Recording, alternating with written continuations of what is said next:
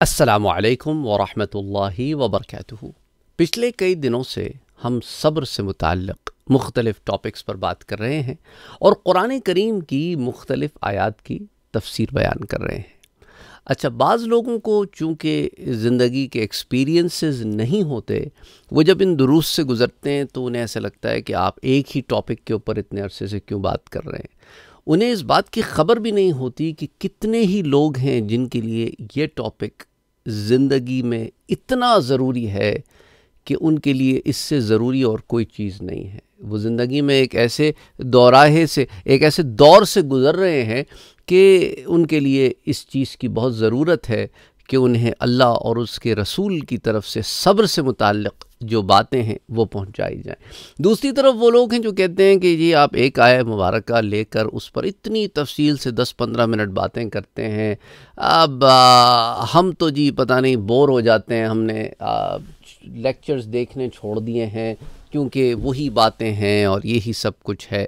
अब मसला ये है कि हमारे यहाँ मिजाज ऐसे हो गया है कि कुरान करीम की आयत मुबारक की तफसीर बयान की जाए, उसके अंदर दलाइल दिए जाएं, उसके अंदर जो है अहादीस मुबारक के ज़खायर से मुख्तलिफ़ कुतुब से चीज़ें जमा की जाएं तो लोगों के आगे से ये रिस्पॉन्स आते हैं। तकलीफ़ भी होती है कि लोगों का रुझान किस तरफ है, अल्लाह हिदायत दे। इन चीज़ों को हाईलाइट मैं इसलिए कर रहा हूँ क्योंकि टीम इस किस्म की बातें जब पहुँचाती है कि सर आप इस टॉपिक पे जो बात कर रहे हैं, तो बहुत लोग हैं जो इस टॉपिक को सुन भी रहे हैं, लेकिन साथ ऐसे लोग भी हैं जो इस पर तनकीद किए जा रहे हैं रोज़मर्रा, एवरी डे। और आप इसको प्लीज़ अपने नेक्स्ट लेक्चर में एड्रेस कीजिएगा। देखें जी, बात वही है कि आप सबको तो खुश नहीं कर सकते और ना खुश करके चलने का हमारा कोई मकसद है। हमारा मकसद यहाँ पर यही है कि एक बात आप लोगों तक पहुँचाई जाए जिससे हम सब की रहनुमाई हो।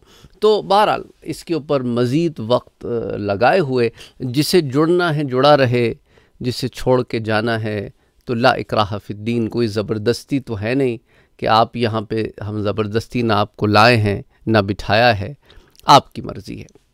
बहरहाल आज बात करने वाले हैं हम सूरह अज़-ज़ुमर की आया नंबर 10 के बारे में। और याद रखें, जब अल्लाह सुब्हानहू व तआला अपने ख़ास बंदों से मुखातिब होता है, और ये ख़ास बंदे कौन होते हैं? ईमान वाले होते हैं, तो उन्हें मुखातिब करके अल्लज़ीना आमनू के अल्फाज इस्तेमाल करता है। और कभी कभी उसकी शुरू में अगर लफ्ज़ कुल का इजाफ़ा कर दे तो अपने नबी से कह रहा है कि रहमतल लिल आलमीन, मेरा ये रहमत भरा पैगाम, मैं रब्बुल आलमीन रहमानुर रहीम, मेरा ये रहमत भरा पैमान रहमतुल लिल आलमीन आपकी ज़ुबान से इन तक पहुँच जाए और हिस्सा भी कलाम इलाही का हो, ताकि ये इसे क़यामत तक पढ़ते रहें। तो एक रहमत का पहलू है इस आयत मुबारक में। और अल्लाह सुब्हानहू व तआला अपने हबीब से फरमाता है, कुल, ऐ मेरे प्यारे नबी सल्लल्लाहु अलैहि वसल्लम, मेरा ये पैगाम कुरान करीम की इस आयत मुबारक को मेरे बंदों तक पहुँचा दें। क्या पहुँचाएँ? क़ुल या इबादिल्लज़ीना आमनू, ऐ लोगों जो ईमान लाए हो, तुम्हारे लिए ख़ास तुम्हारे रब का एक पैगाम वो क्या है कि तुम तक़वा इख्तियार किए रहो। तक़वा इख्तियार किए रहो। तक़वा क्या है? परहेज़गारी है, यानी गुनाहों से बचो, नेकियों की तरफ रग़बत करो। गुनाह कर लो तो तौबा करो, इस्तिग़फ़ार करो, अपने रब की तरफ रुजू करो, ये मामला और ऐसी ज़िंदगी गुजारो। ये तक़वे वाली ज़िंदगी है, क्योंकि तुम ईमान ले आए हो तो अब तुमने अमल सालिह यानी नेक काम भी करना है। ठीक होगी बात? क़ुल या इबादिल्लज़ीना आमनू इत्तक़ू रब्बकुम, और अपने रब से तक़वा इख्तियार, यानी कि क्या माना है कि अपने रब के आगे खड़े होने से डरो, यानी कि उस दिन को अपने जहन में रखो कि जिस दिन तुमने अपने रब के हुजूर हाजिर होना है, उस दिन अपने कामों का उसे क्या जवाब दोगे? कोई रीज़न है तुम्हारे पास तुम्हारे गलत कामों का? नहीं है तो तौबा इस्तिग़फ़ार करो और सही रास्ते पर गामज़न हो जाओ। डरो उस दिन से। اور حیا کرو اس وقت سے کہ تم اپنے رب کے آگے کھڑے ہو اور شرمندگی اور ندامت میں کھڑے ہو، حضور کے امتی بن کے کھڑے ہو، اور حضور کا سامنا کیسے کرو گے قیامت کے دن؟ تو فرمایا قُلْ يَا عِبَادِ الَّذِينَ آمَنُوا اتَّقُوا رَبَّكُمْ، اور سنو لِلَّذِينَ أَحْسَنُوا فِي هَذِهِ الدُّنْيَا حَسَنَةٌ، اور جنہوں نے بھلائی کی ان کے لیے اس دنیا میں بھلائی ہے، وَأَرْضُ اللَّهِ وَاسِعَةٌ، اور اللہ کی زمین بہت وسیع ہے، انما یوفی الصابرون اجرہم بغیر حساب، صبر کرنے والوں ہی کو ان کا ثواب بے حساب بھرپور دیا جائے گا۔ یہ تو اس کا ترجمہ ہو گیا۔ اب اس کے نکات پر بات کرتے ہیں۔ میں نے آپ کو ایک نکتہ تو بتایا کہ پیارے نبی صلی اللہ علیہ وآلہ وسلم سے میرے رب نے کہا کہ حضور ان کو حکم دیں، اہل ایمان کو نصیحت، اب حضور کو حکم دیا کہ اہل ایمان کو نصیحت فرمائیں اور انہیں تقویٰ و پرہیزگاری اور عبادت اور ریاضت کی ترغیب دلائیں۔ چنانچہ ارشاد فرمایا کہ اے حبیب آپ فرما دیں کہ رب تعالیٰ فرماتا ہے کہ اے میرے ایمان والے بندوں، تم اللہ کی اطاعت کرو، اس کی فرما برداری کرو، اس کی نافرمانی سے خود کو بچاؤ اور اپنے رب کے عذاب سے ڈرو۔ یہی تفسیر اسے ابو سعود نے اس آیہ مبارکہ کے تحت روایت کیا ہے۔ مدارک میں یہی تفسیر آتی ہے اس آیہ مبارکہ کے تحت، خلاصتاً آپ کے سامنے میں نے رکھ دی ہے۔ اب اگلا جو جملہ ہے لِلَّذِينَ أَحْسَنُوا فِي هَذِهِ الدُّنْيَا حَسَنَةٌ، جنہوں نے بھلائی کی ان کے لیے دنیا میں بھلائی ہے۔ اب اس آیہ مبارکہ کی دو تفاسیر ہیں جسے بیضاوی نے روایت کیا ہے۔ سورۃ الزمر، تفسیر بیضاوی میں سورۃ الزمر کی اس آیہ مبارکہ کے تحت یہ دونوں تفسیریں ملتی ہیں، اور تفسیر خازن میں بھی یہ تفسیر آتی ہے اس آیہ مبارکہ کے تحت۔ ایک تو یہ کہ جنہوں نے عبادت کی اور اچھے عمل کیے ان کے لیے اس دنیا میں بھلائی ہے، یعنی ان کے لیے صحت ہے، عافیت ہے، بلاؤں سے بچاؤ ہے، تکلیفوں میں کمی بھی ہو سکتی ہے، جو بھی معاملے ہیں حکمت کے ساتھ رب تعالیٰ ٹیکس کیئر آف دیم، ان کا خیال رکھتا ہے۔ ایک تو یہ تفسیر ہوگی، اور دوسری تفسیر اس کی ہے کہ جنہوں نے اس دنیا میں عبادت کی اور اچھے عمل کیے ان کے لیے آخرت میں بھلائی ہے، یعنی ان کے لیے آخرت میں جنت ہے۔ اچھا، وَأَرْضُ اللَّهِ وَاسِعَةٌ، اور اللہ کی زمین وسیع ہے۔ اس سے کیا مراد ہے؟ ایک تو وہ ہے کہ جہاں تمہیں مسلمان ہونے کی وجہ سے تکلیفیں دی جا رہی ہیں تو بہتر ہے اس زمین سے ان زمینوں کی طرف منتقل ہو جاؤ جہاں تم اپنے دین کو بہتر طور پر پریکٹس کر سکتے ہو۔ اور دوسری چیز کہ اگر کسی ایسی جگہ رہتے ہو جہاں گناہوں کی کثرت ہو اور دین پر قائم رہنا مشکل ہو یا ناممکن ہو یا دشوار ہو، تو چاہیے کہ ایسی جگہ کو چھوڑ کر ایسی جگہ کی طرف ہجرت کی جائے۔ اور اس آیہ مبارکہ کی شان نزول میں تفسیر خازن میں یہ آتا ہے کہ یہ آیت مہاجرین حبشہ کے حق میں نازل ہوئی تھی، کہ جب وہ لوگ جو مکے میں تھے اور برے حال میں تھے اور حبشہ کی طرف ہجرت کرنے کی انہیں ترغیب دی گئی ہے کہ یہاں سے آپ وہاں چلے جائیں، کیونکہ حبشہ میں وہاں کا بادشاہ بڑا انصاف پسند ہے، ظلم نہیں ہونے دیتا۔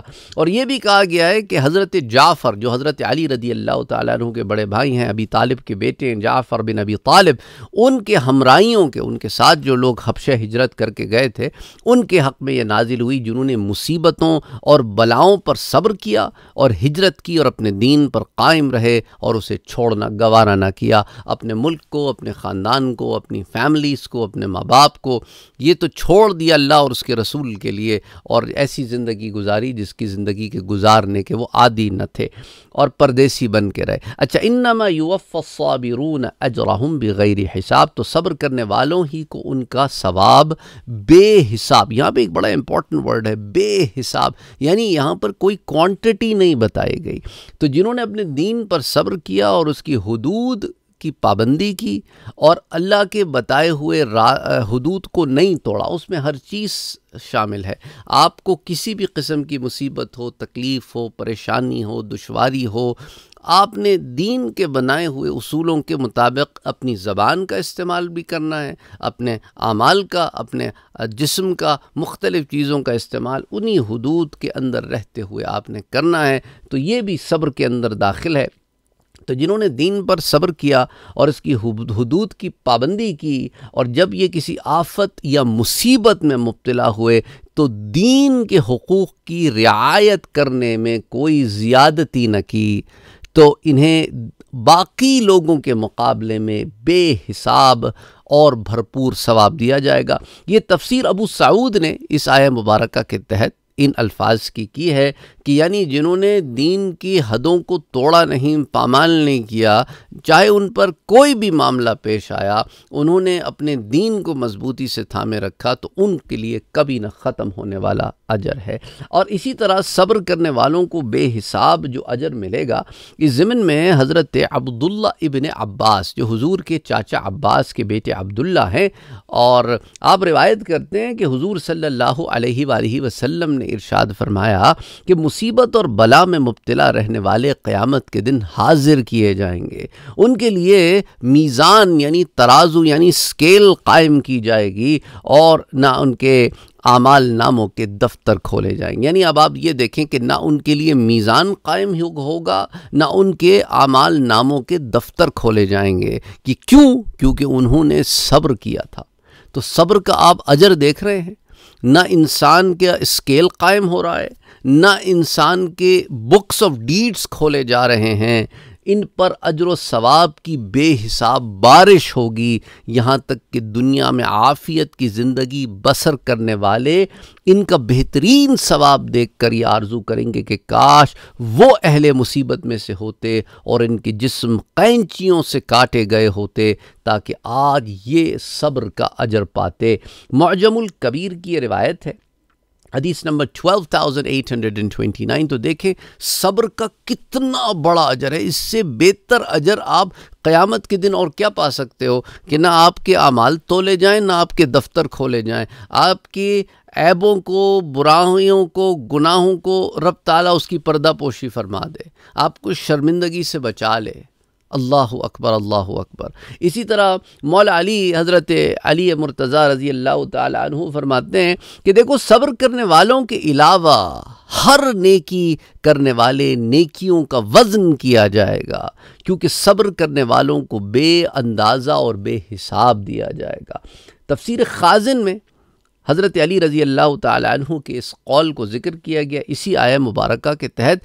تو اس سے کیا ثابت ہوا کہ صبر ایک بہت ہی عظیم چیز ہے، اور اس کا ثواب ایسا ہے کہ صرف رب تعالیٰ ہی جانتا ہے کہ کیسا ہے، ہم اور آپ اس پر کوئی ویلیو لگا کے اسے کوانٹیفائی نہیں کر سکتے۔ اللہ سبحانہ و تعالیٰ ہم سب کے حال پہ رحم فرمائے، آمین۔ اللہم صلی علی محمد وعلی آل محمد۔